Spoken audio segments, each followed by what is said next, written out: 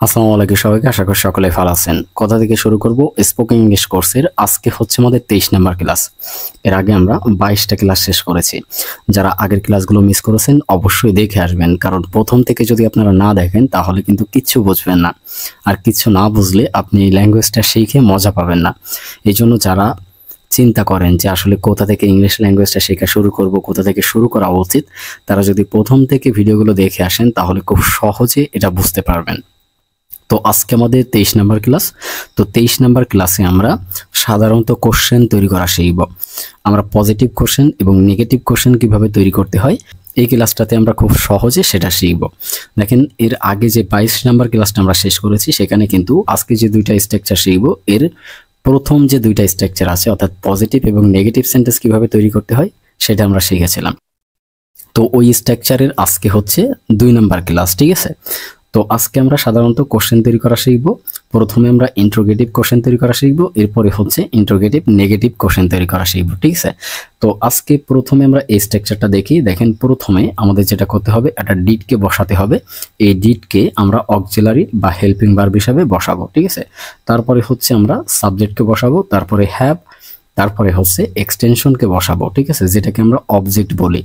এই এক্সটেনশনের জায়গায় যে কোনো একটা জিনিসের নাম বসাতে হবে, যেটাকে আমরা নাউন বলি, ঠিক আছে? তো তাহলে আমাদের সেন্টেন্স মেকিংটা হয়ে যাবে। আমরা এক্সাম্পলের মাধ্যমে দেখি, তাহলে আরো বেশি ক্লিয়ার হবে। দেখেন, did I have a pen, আমার কি একটি কলম ছিল? Did I have a pen, আমার কি একটি কলম ছিল? একটা কোশ্চেন, অর্থাৎ অতীতে আমার একটা জিনিস ছিল কিনা, আমার একটা কলম ছিল কিনা সেটা আমরা জিজ্ঞাসা করতেছি যে আমার কি একটি কলম ছিল, ঠিক আছে? এইখানে দেখেন, প্রথমে আমরা ডিডকে বসিয়েছি, তারপরে হচ্ছে আমরা সাবজেক্টকে বসিয়েছি আমাদের স্ট্রাকচার অনুযায়ী, তারপরে হ্যাভকে বসিয়েছি আমাদের স্ট্রাকচার অনুযায়ী, তারপরে আফেনকে বসিয়েছি। এই আফেন হচ্ছে এখানে এক্সটেনশন, আর এই পেনটা শুধুমাত্র এখানে নাউন, ঠিক আছে? আর এখানে এটা হচ্ছে আর্টিকেল। তো তাহলে আমরা খুব সহজে এই সেন্টেন্সটা কিভাবে মেক হয়েছে সেটা আমরা বুঝতে পেরেছি। এখন দেখেন, এই সেন্টেন্সের উপর বেস করে আমি বাদ বাকি সেন্টেন্সগুলো মেক করেছি। আমরা অনেকেই সাবজেক্ট চিনতে পারি না, অনেকেই সেন্টেন্স মেক করতে গেলে সমস্যায় পড়ি। তো তাদের জন্য মূলত এই স্ট্রাকচারের উপর বেস করে আমি অনেকগুলো সেন্টেন্স মেক করেছি, যাতে আপনারা এইগুলো প্র্যাকটিস করলে খুব সহজে ইংলিশে কথা বলতে পারেন, আলাদাভাবে আর কিছু শেখা লাগবে না। তো একইভাবে তাহলে পরবর্তী সেন্টেন্সগুলো আমরা দেখি। দেখেন, did we have a pen, আমাদের কি একটি কলম ছিল? Did you have a pen, তোমার কি একটি কলম ছিল? Did you have a pen, তোমাদের কি একটি কলম ছিল? Did they have a pen, তাদের কি একটি কলম ছিল? Did my friends have a pen, আমার বন্ধুদের কি একটি কলম ছিল? Did my friend have a pen, আমার বন্ধুর কি একটি কলম ছিল? Did he have a pen, তার কি একটি কলম ছিল? Did she have a pen, তার কি একটি কলম ছিল? Did it have a pen, ইহার কি একটি কলম ছিল? Did Kabir have a pen, কবিরের কি একটি কলম ছিল? দেখেন, প্রত্যেকটা জায়গাতে আমরা কি করেছি, সাবজেক্টকে পরিবর্তন করেছি। এইখানে আমরা আই ব্যবহার করেছি, এখানে উই, এখানে ইউ, এখানে দে, ঠিক আছে, এখানে মাই ফ্রেন্ডস, এখানে মাই ফ্রেন্ড, ঠিক আছে? প্রত্যেকটা জায়গায় আমরা সাবজেক্টকে চেঞ্জ করে করে এতগুলো সেন্টেন্স মেক করেছি। এখন আপনাদের মনে অনেকেরই কোশ্চেন থাকতে পারে, ইউ দুই জায়গাতে কেন ব্যবহার করেছি, আবার মাই ফ্রেন্ডস, আবার মাই ফ্রেন্ড, এখানে এই দুইটা কেন ব্যবহার করেছি? দেখেন, এই বিষয়গুলো আমি আগের ক্লাসগুলোতে বিস্তারিত আলোচনা করেছি, আপনারা একটু দেখে নেবেন, তাহলে খুব সহজে বুঝতে পারবেন। ইউ সাধারণত আমাদের দুইটা জায়গায় ব্যবহার করার কারণ, বাংলাতে আমরা তোমরা এবং তোমাদের এই দুইটা কথাকে ব্যবহার করি, কিন্তু এই দুইটার ইংলিশ কিন্তু ইউ। একটা দ্বারা একজনকে বোঝায়, অর্থাৎ তোমার দ্বারা একজনকে বোঝায়, আর তোমাদের দ্বারা একের অধিক ব্যক্তিকে বোঝায়। তো এটার জন্য আমাদের ইংলিশে ইউকে ব্যবহার করতে হয়। আর এখানে মাই ফ্রেন্ডস, এই মাই ফ্রেন্ডের সাথে এর যোগ হয়ে এটাকে প্লুরাল করা হয়েছে, অর্থাৎ একের অধিক বন্ধুকে বোঝানো হয়েছে, আর মাই ফ্রেন্ড দ্বারা এখানে একজন বন্ধুকে বোঝানো হয়েছে, ঠিক আছে? তাছাড়া আর কোনো পার্থক্য নেই। তারপরে হি, সি, এগুলো নিয়ে আমি আগে বিস্তারিত আলোচনা করেছি, আপনারা একটু কাইন্ডলি দেখে নেবেন। তো এখন কথা হচ্ছে কিভাবে আমরা হাজার হাজার সেন্টেন্স গঠন করব। আমরা তো শুধুমাত্র প্যাটার্নটা শিখলাম যে কিভাবে সেন্টেন্সগুলো মেক করতে হয়। আপনাদের যে কাজটা করতে হবে, শুধুমাত্র এখানে এই নাউনটাকে পরিবর্তন করতে হবে, অর্থাৎ পেনটাকে পরিবর্তন করে যে কোনো একটা জিনিসের নাম এখানে বসাতে হবে। তো আপনি ধরুন বলতে চাচ্ছেন যে আমার কি একটি ল্যাপটপ ছিল, তো এটাকে কিভাবে বলবেন? এটাকে বলবেন did I have a laptop, did I have a laptop, আমার কি একটি ল্যাপটপ ছিল। একইভাবে এটা দিয়েও বলেন did we have a laptop, আমাদের কি একটি ল্যাপটপ ছিল। Did you have a laptop, তোমার কি একটি ল্যাপটপ ছিল, ঠিক আছে? অর্থাৎ অতীতে কোনো কিছু আমাদের ছিল কিনা এটা যদি আমরা জিজ্ঞাসা করতে চাই, তাহলে আমাদের এইখানে প্রথমে ডিডকে ব্যবহার করতে হবে, তারপরে সাবজেক্টকে, তারপরে হ্যাভকে, তারপরে হচ্ছে আমরা যে জিনিসটা সম্পর্কে বলতে চাই সেটাকে বসাতে হবে। তো এইভাবে পরিবর্তন করে আপনারা চাইলে হাজার হাজার সেন্টেন্স গঠন করতে পারেন। আপনি যে কোনো জিনিসের নাম এখানে বসাতে পারেন, ঠিক আছে?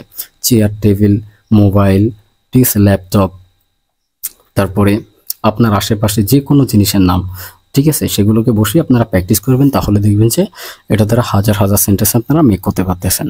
তো তাহলে এখানে আমরা পজিটিভ কোশ্চেন কিভাবে তৈরি করতে হয় সেটা আমরা শিখলাম। তো এখন তাহলে আমরা শিখবো যে নেগেটিভ কোশ্চেন কিভাবে তৈরি করতে হয়। অর্থাৎ আমরা অনেক সময় বলি আমার কি একটি ল্যাপটপ ছিল না, আমার কি একটি মোবাইল ছিল না, ঠিক আছে, এই ধরনের কথা আমরা বলি। তো এইগুলো কিভাবে বলবো খুব সহজে আমরা সেটা শিখে নেব। তো একইভাবে দেখেন, আমাদের প্রথমে ডিডকে ব্যবহার করতে হবে, তারপরে একটা সাবজেক্টকে ব্যবহার করতে হবে, তারপরে নটকে ব্যবহার করতে হবে, তারপরে হচ্ছে আমরা হ্যাভকে ব্যবহার করব, তারপরে এক্সটেনশনকে ব্যবহার করব, যেটাকে আমরা অবজেক্ট বলি, ঠিক আছে। তো এই এক্সটেনশনের জায়গায় আমাদের ঠিক আগের মতো যে কোনো একটা জিনিসের নামকে বসাতে হবে, তাহলে হয়ে যাবে। চলুন আমরা সেন্টেন্সের মাধ্যমে প্র্যাকটিস করি, তাহলে আরও ভালোভাবে বিষয়টা ক্লিয়ার হবে। তো প্রথম সেন্টেন্সটা দেখেন, did I not have a pen? আমার কি একটি কলম ছিল না? তো এইখানে দেখেন প্রথমে আমরা ডিডকে ব্যবহার করেছি অ্যাজ এ অক্সিলারি ভার্ব হিসাবে।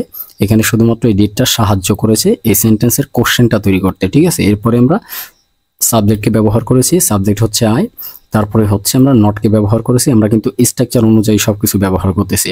তারপরে আমরা হ্যাভকে ব্যবহার করেছি, আফেন এখানে এক্সটেনশন হিসাবে আমরা ব্যবহার করেছি। তো তাহলে আমরা সেন্টেন্সটা এখন বুঝতে পারলাম। দেখেন একইভাবে প্রত্যেকটা সেন্টেন্স এখানে গঠিত হয়েছে, শুধুমাত্র আমরা সাবজেক্টকে পরিবর্তন করে দেব, তাহলে অনেকগুলো সেন্টেন্স আমরা একইভাবে গঠন করতে পারবো। যেমন দেখেন, did we not have a pen? আমার কি একটি কলম ছিল না? Did you not have a pen? তোমার কি একটি কলম ছিল না? Did you not have a pen? তোমাদের কি একটি কলম ছিল না? Did you not have a pen? তোমার কি একটি কলম ছিল না? Did they not have a pen? তাদেরকে একটি কলম ছিল না? Did my friends not have a pen? আমার বন্ধুদেরকে একটি কলম ছিল না? Did my friend not have a pen? আমার বন্ধুর কি একটি কলম ছিল না? Did he not have a pen? তার কি একটি কলম ছিল না? Did she not have a pen? তার কি একটি কলম ছিল না? Did it not have a pen? ইহার কি একটি কলম ছিল না? Did Kabir not have a pen? Kabir কি একটি কলম ছিল না? তো এইভাবে করে দেখেন আপনারা চাইলে হাজার হাজার সেন্টেন্স গঠন করতে পারবেন। এখন এখান থেকে আপনারা কি করবেন, একইভাবে পেনটাকে পরিবর্তন করে অন্য যে কোনো একটা জিনিসের নামকে বসিয়ে ঠিক আগের মতো করে আপনারা প্র্যাকটিস করবেন। আমরা এখানে যেভাবে প্র্যাকটিস করেছি ঠিক একইভাবে এখানেও প্র্যাকটিস করবেন, তাহলে দেখবেন যে আপনারা প্রতিদিন হাজার হাজার সেন্টেন্স মেক করতে পারবেন এবং আপনারা ইংলিশ ল্যাঙ্গুয়েজটা খুব দ্রুত ইমপ্রুভ করতে পারবেন।